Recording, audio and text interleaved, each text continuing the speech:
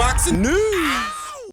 Okay, we'll start with this. It would seem that Claressa Shields has been caught in the crossfire of a rap beef involving 50 Cent, Fabulous, Jim Jones, Mano. You might have heard a few days ago that 50 Cent said that Jim Jones, Fabulous, Dave East, and Mano are behind in rental payments for a commercial space where they do their podcast. Fabulous has since released a diss record aimed at 50 Cent.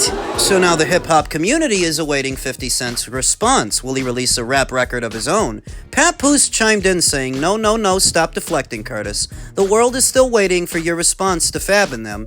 You from Southside, do something. Fight or flight. Holla if you need a ghostwriter, chump. That AI video of 50 shaking his ass was originally posted by Papoose that 50 used as ammunition to respond to him. This is where Claressa comes into it, saying, look what Pat posted. Ha ha ha. That looks like one of his joints. All of his hoes is handsome. They tougher than him. LOL. Quick-witted response from 50, highlighting that Papoose does have an affinity, a penchant for very masculine women. It's almost like he wants to be dominated. Like he wants to be the girl in the relationship. He wants to be the soft one, the delicate one. Since Remy Martin is many times more abrasive than Papoose is, and the same can be said for Claressa Shields, his new main squeeze, and that's where she comes into it. Caught in the crossfire of a rap beef because her boyfriend decided to involve himself in it. Originally, I don't remember Pat being all caught up in this thing. But he is now. So is she.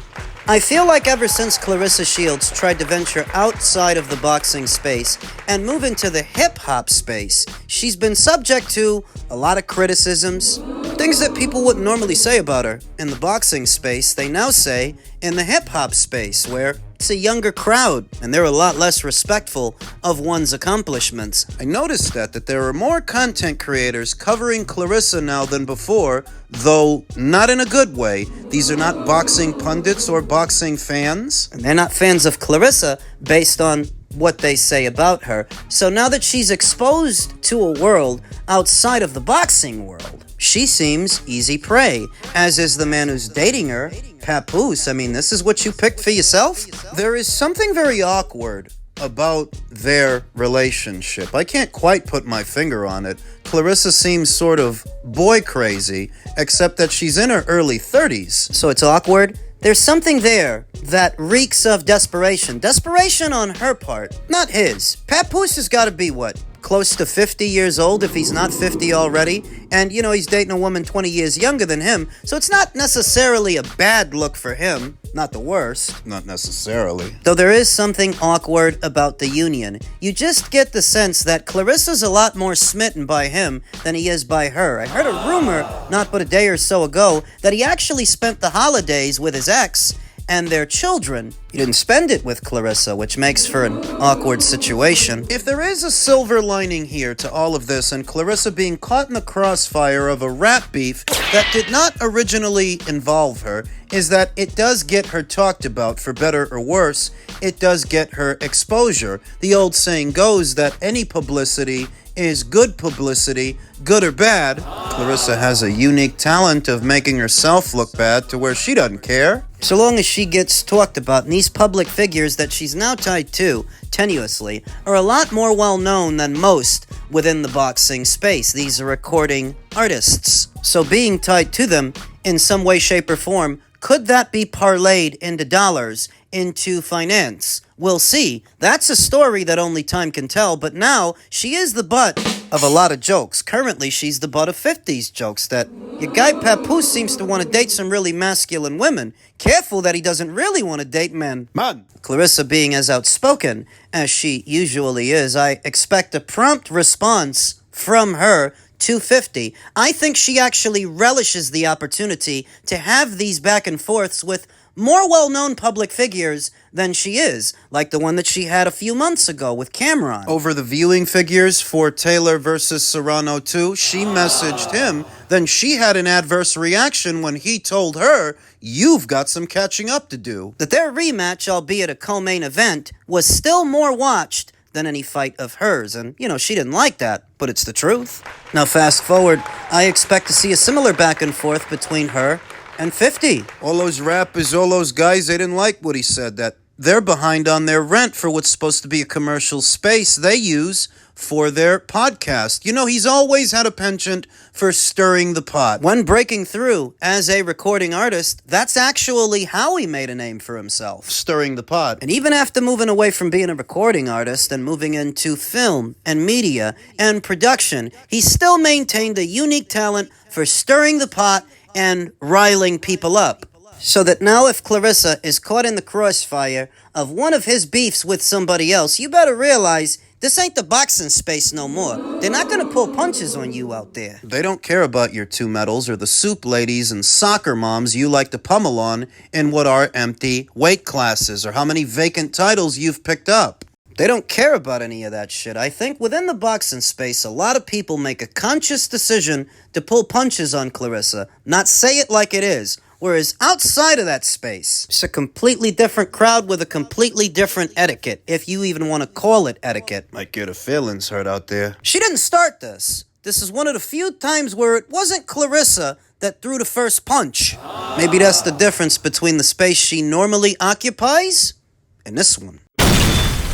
Men's cruiserweight news, you may have heard that Jake Paul lost his World Boxing Association cruiserweight ranking in early January after being knocked out by Anthony Joshua late last year, with WBA removing him from their top 15 list following his move up to heavyweight and subsequent stoppage loss, effectively ending his controversial, short-lived ranking. He had entered the rankings at 14 in mid-2025 after beating Julio Cesar Chavez, but was dropped after the recent loss to Anthony. Suppose it doesn't matter anyway, because what does he need with a WBA ranking when he doesn't want to fight the WBA champion, Zurdo Ramirez? Back when Ramirez fought on one of Jake's undercards, the subject of them facing each other was broached, and Jake and his team completely blew off that idea. So what does he need with a WBA ranking anyway when he had no intention of using it for anything? He also plans to take some time off as he now has baby fever. Following the loss to Anthony, he's planning to take some time off.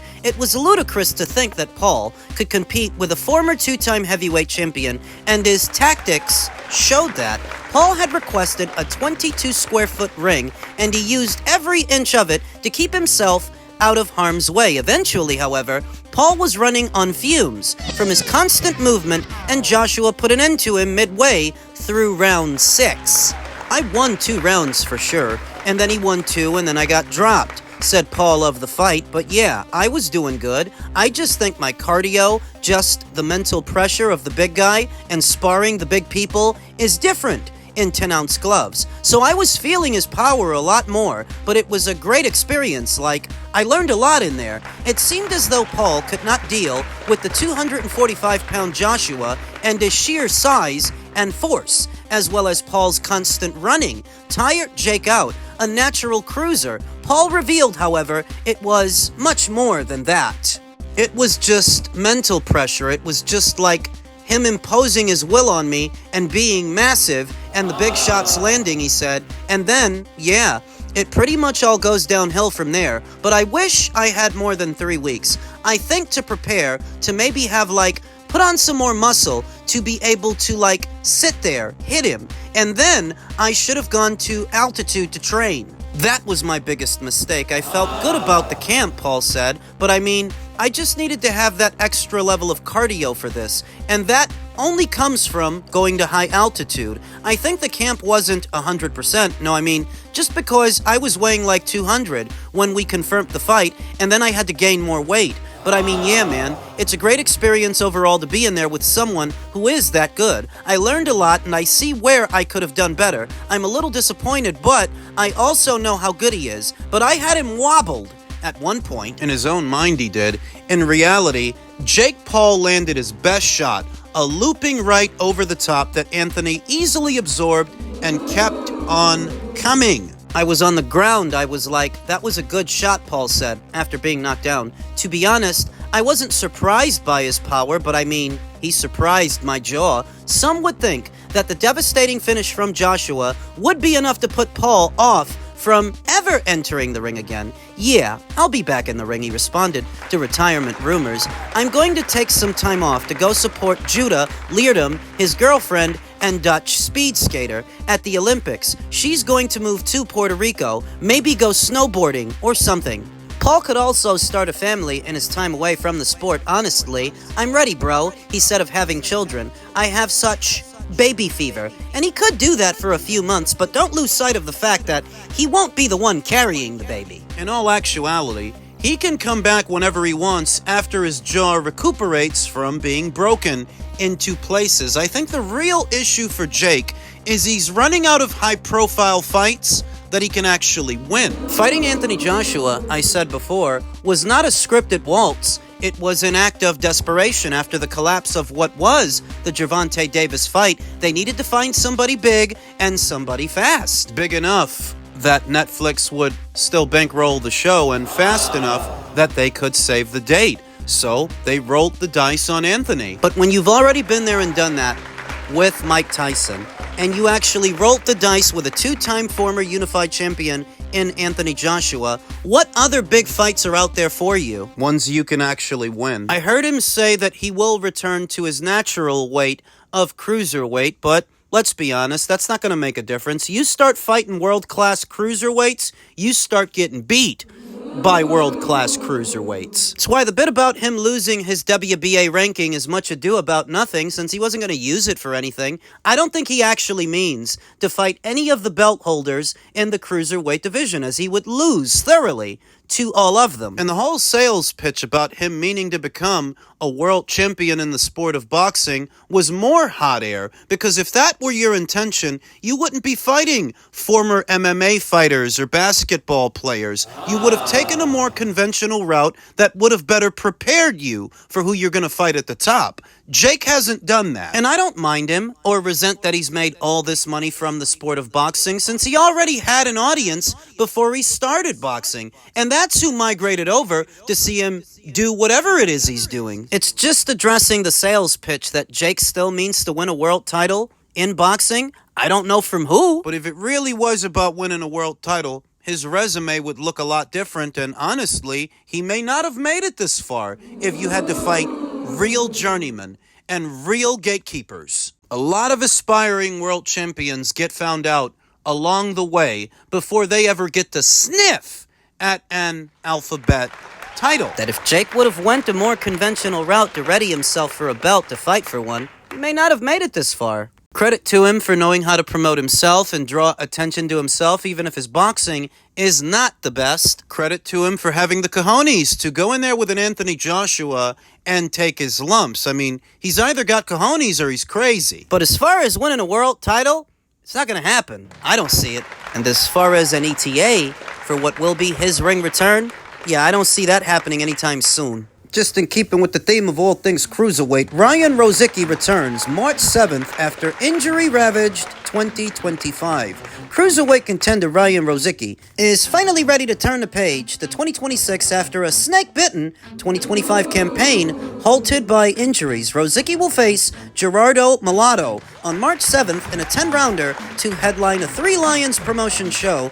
at Center 200 in Nova Scotia, Canada. It was announced on Wednesday. The Bruiser, Rozicki, 20-1 with one draw and 19 knockouts, is the ring's number 5 cruiserweight contender. Was supposed to face then-champion Badu Jack back in May, but was forced to pull out of the fight after a torn bicep that required surgery. Rozicki had a return date set for October against the Connie Fuzi, but he aggravated the injury and was forced to recover once again. So now he is set to return 3 months into the new year to give that injury more time to heal. Returning to action, though, may seem bittersweet after having lost so much time and missed out on a big payday, because that Badu Jack fight was supposed to go down on the undercard of one of Turkey's shows. And you know Turkey pays everybody above market value, so that likely would have been a career high purse for Ryan if he didn't get injured. He last fought in December of 2024 in a rematch against Yamil Peralta, WBC interim title clash that resulted in a majority draw. Rozicki 30 has exclusively fought in Canada throughout his 10-year boxing career. I've been sidelined for more than a year now due to this injury, and I haven't knocked anybody out in nearly 2 years, said Rozicki. It's frustrating, but I can now say I'm 100% and ready for what's to come. I need to get this fight to get me back in the swing of things, and then I'm coming for those world titles. I'm not overlooking my opponent either. He can crack. He's also tough and has been much more active than me. Mellada, 12-4 with 7 knockouts, a 33-year-old from Chile, is coming off a 10-round UD loss in April against Jurgen, I can't pronounce that, in England. Coming into hostile territory isn't new to me, said Mellada. I will be coming to Canada for a knockout, not leaving it to the scorecards like my last fight. And of course, I want to take Rozicki's rating with me back to Chile. Lots of people duck Ryan, but not me. I'm a fighter coming to ruin his night in his country. So having been out of action for so long, I hardly think that Three Lions Promotions, who promote Ryan, would have picked somebody difficult or dangerous for him to fight in his comeback fight. This is a layup kind of guy and a layup kind of fight. There's nothing wrong with that. Just for a perspective, Ryan Rozicki remains one of the more interesting characters in the cruiserweight division today, best described as a slugger, a brawler, a pressure guy. He's kind of guy which sees what you get. There's not a lot of subtleties of bells and whistles to his game. Opening bell sounds, he wants to knock you out. Him versus anybody with a belt makes for an interesting situation. I think he packs a bigger punch than a Zurdo Ramirez, a bigger punch than a Noel Mikhailian, though perhaps not bigger than Jai Opetaia. And I happen to think Jai Opetaia is his best bet to fight for a title, because I don't think the other two champions will give him the time of day, not willingly. Zurdo has an engagement with David Benavidez, and Noel Mikhailian, he's never fancied that Ryan Rozicki fight. So unless Ryan becomes his mandatory again, he's not likely to get the shot. Whereas Jai Opetaia just satisfied his mandatory challenger, making it clear that he's not moving up and he's not leaving cruiser until he becomes undisputed. Right now, he's got no dance partner, nobody to fight in the new year. Unless he can land a unification match with Noel Mikhailian, who does he fight? What does he do? People are kind of tired of seeing Jai in there with these David Naika, Claudio Sequeiro kind of opponents, even if it's not his fault. They want to see him in there with somebody better than a Sin Cara. Maybe Ryan will step up, and maybe Jai will oblige him. Though, of course, all of this is contingent upon Ryan taking care of business 3 months from now, in March. Well, it's early March, so it's more like 2 months. Either way, let's hope that Ryan Rozicki's injury doesn't flare up and he's able to make it there, take care of business, and move on to bigger and better things. But hopefully 2026 will be a more productive year for the Nova Scotian slugger than last year was.